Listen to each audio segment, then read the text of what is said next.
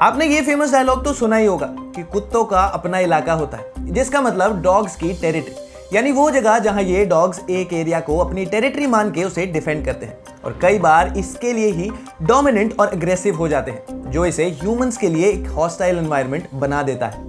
क्या आप एक डॉग लवर हैं? क्या आपके घर पर भी पालतू कुत्ता है? या क्या आप कुत्तों से डरते हैं और उन्हें पसंद नहीं करते? आपका जवाब जो भी हो, बट मुझे यकीन है कि आप मुझसे सहमत होंगे कि भारत में सड़क के कुत्ते एक बड़ी समस्या है। एंड आई नो कि अब कुछ डॉग एक्टिविस्ट डिफेंड करेंगे और तरह तरह के रीजंस देंगे to divert our attention, but to be practical हमें इस प्रॉब्लम को प्रॉब्लम की तरह ही देखना चाहिए with a concern towards the dog. और मैं यहाँ मोस्टली स्ट्रे डॉग्स की बात कर रहा हूँ जो यहाँ वहाँ घूमते हैं, जिसकी वजह से काफी इंसिडेंट्स और एक्सीडेंट्स भी होते हैं। अगर आप एक डॉग लवर है तो चलिए आपको कुछ रीसेंट इंसिडेंट्स के बारे में बताता हूँ, जिससे आपको ट्रू रियलिटी का पता चले।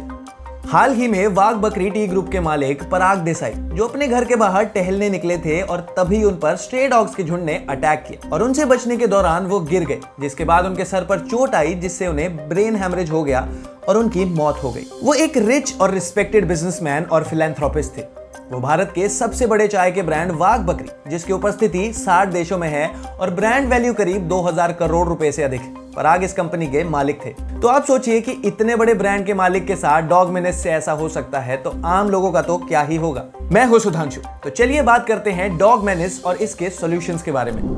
क्लैरिटी कास्ट के इस वीडियो में पराग का एक्सीडेंट सिर्फ एक ही ट्रैजिक इंसिडेंट नहीं है जो स्ट्रीट डॉग मेनेस को इंडिया में हाईलाइट करता है। हाल ही में कई राज्यों में स्ट्रीट डॉग्स का विक्टिम को मार डालना, उन्हें गंभीर रूप से घायल करना और कई अन्य मामले सामने आए हैं। जैसे गाजियाबाद में कुत्ते के काटने से एक 14 साल के लड़के की रेबीज से मौत हो गई। लखनऊ में 7 और 5 साल के 2 बच्चों पर उनके पड़ोस में आवारा कुत्तों के झुंड ने हमला कर दिया। उनमें से एक की मौत हो गई और दूसरा बुरी तरह घायल हो गया था। बेंगलुरु में एक कंस्ट्रक्शन साइट के पास रात को कुत्तों के झुंड ने 3 और 5 साल के 2 बच्चों पर हमला कर दिया। श्रीनगर में डलगेट एरिया में आवारा कुत्तों ने 17 टूरिस्ट और 22 लोकल लोगों सहित 39 लोगों को घायल कर दिया था। इन केसेस ने पब्लिक और मीडिया में आउटरीच और फियर क्रिएट किया है। लेकिन ये प्रॉब्लम कितनी बड़ी है और आखिर हमें क्यों इससे फर्क पड़ता है? इंडिया में स्ट्रीट डॉग्स अप्रोक्सीमेटली कनाडा की पॉपुलेशन जितने हैं। इंडिया में लगभग 35 मिलियन स्ट्रीट डॉग्स हैं, जो कनाडा की पूरी पॉपुलेशन करीब 40 मिलियन के लगभग पास में है। WHO के अकॉर्डिंग इंडिया में रेबीज केसेस का सबसे बड़ा नंबर है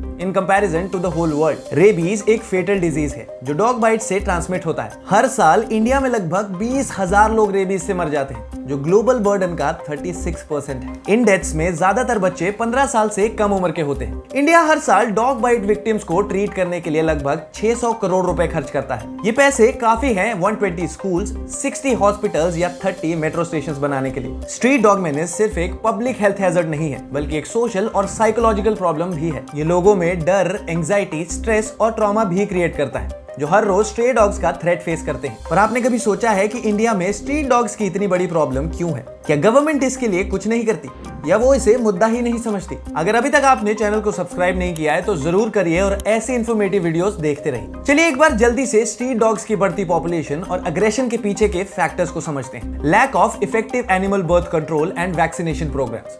गवर्नमेंट एनजीओज और एनिमल वेलफेयर ऑर्गेनाइजेशन के कई इनिशिएटिव्स के बावजूद भी भारत में स्ट्रीट डॉग्स के मास स्टेरिलाइजेशन और इम्यूनाइजेशन के लिए कोई कॉम्प्रिहेंसिव और कोऑर्डिनेटेड नेशनल प्रोग्राम नहीं है। और जो एग्जिस्टिंग प्रोग्राम्स है वो भी अक्सर हैम्पर होते हैं इनएडिक्वेट फंडिंग, इंफ्रास्ट्रक्चर और मैन पावर की वजह से। Lack of proper waste management and garbage disposal. India हर साल लगभग 62 मिलियन टन सॉलिड कचरा जनरेट करता है, जिसमें से सिर्फ 43% कलेक्ट किया जाता है और सिर्फ 12% ट्रीट किया जाता है। बाकी का कचरा ओपन लैंडफिल्स या रोड साइड पर डंप कर दिया जाता है, जो बीमारियों का घर बन जाता है और स्ट्रे डॉग्स को अट्रैक्ट करता है। Lack of strict laws and enforcement. India में स्ट्रीट डॉग्स और दूसरे जंगली जानवरों के लिए कई कानून और नियम है, जैसे prevention of cruelty to animals act 1960, animal birth control, dogs rules 2001, wildlife protection act 1972 etcetera. लेकिन ये कानून अक्सर वेग, आउटडेटेड या कॉन्ट्राडिक्टरी होते हैं। फॉर एग्जांपल, पीसीए एक्ट किसी भी जानवर को मारने या घायल करने पर पनिश करता है, तो वहीं एबीसी रूल्स बीमार या पागल कुत्तों को यूथनाइज करने के लिए अलाउ कर देते हैं। इसके अलावा ये कानून बहुत कम बार इंप्लीमेंट और इन्फोर्स किए जाते हैं, क्योंकि ऑफिशियल्स के पास प्रॉपर रिसोर्सेज या पॉलिटिकल विल की कमी होती है। Feeding of stray dogs. एक रीजन ये भी है कि कुछ लोग इन कुत्तों को खाना तो खिला देते हैं, लेकिन उनकी स्टेरिलाइजेशन या वैक्सीनेशन की कोई जिम्मेदारी नहीं लेते हैं। वो शायद सोचते हैं कि वो एक अच्छा काम कर रहे हैं, लेकिन वो असल में समस्या को बढ़ा रहे हैं, जिसकी वजह से ये डॉग्स ह्यूमंस पर खाने के लिए डिपेंडेंट हो जाते हैं और ये आक्रामक भी हो जाते हैं और किसी को भी जो उनके खाने के पास आता है उस पर हमला कर देते हैं। ये फैक्टर्स साफ तौर पर गवर्नमेंट के इनएक्शन को दिखाता है और ये इनइफेक्टिवनेस एक विशियस साइकिल क्रिएट करता है जो स्ट्रीट डॉग मेनेस को और बढ़ाते हैं। कंपैरिजन। तो क्या स्ट्रे डॉग्स की प्रॉब्लम सिर्फ इंडिया में है और दूसरे देश इस प्रॉब्लम को कैसे टैकल करते हैं? यूनाइटेड स्टेट्स में स्ट्रे डॉग्स के लिए जीरो टॉलरेंस पॉलिसी है और उनके लिए एनिमल शेल्टर्स भी बनाए जाते हैं और वहां डॉग्स को यूथनेशिया देना एक पॉलिसी मेजर है ताकि उनकी पॉपुलेशन कंट्रोल में रहे।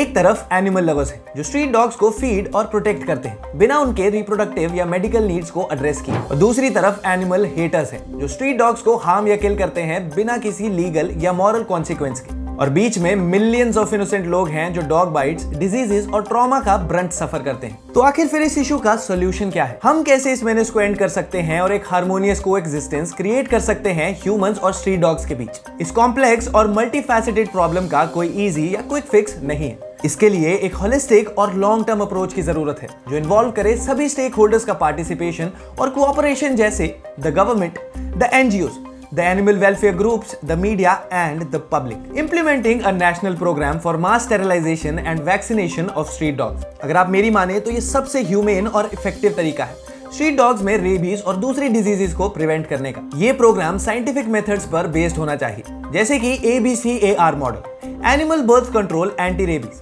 जो इन्वॉल्व करता है कैचिंग, न्यूटरिंग, वैक्सीनेटिंग और releasing street dogs in their original territories, improving the waste management and garbage disposal. ये एक एसेंशियल स्टेप है स्ट्रीट डॉग्स के फूड सोर्स और डिजीज रिस्क को रिड्यूस करने के लिए। गवर्नमेंट को स्ट्रिक्ट लॉज और पेनल्टीज इंप्लीमेंट करनी चाहिए littering and dumping of waste in public places के लिए, और इन्वेस्ट करना चाहिए modern technologies like waste collection, segregation, treatment and disposal पर, enacting and enforcing strict laws and regulations.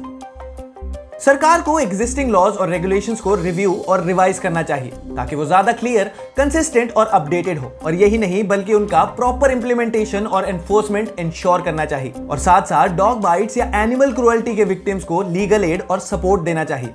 और लास्ट में मैं सभी डॉग लवर्स से सिर्फ एक क्वेश्चन पूछना चाहूंगा कि how do you balance your love for street dogs with your concern for public health and safety? आपको इस प्रॉब्लम के क्या सॉल्यूशंस लगते हैं हमें कमेंट सेक्शन में जरूर बताइए। And if you come this far, please don't forget to like, share and subscribe.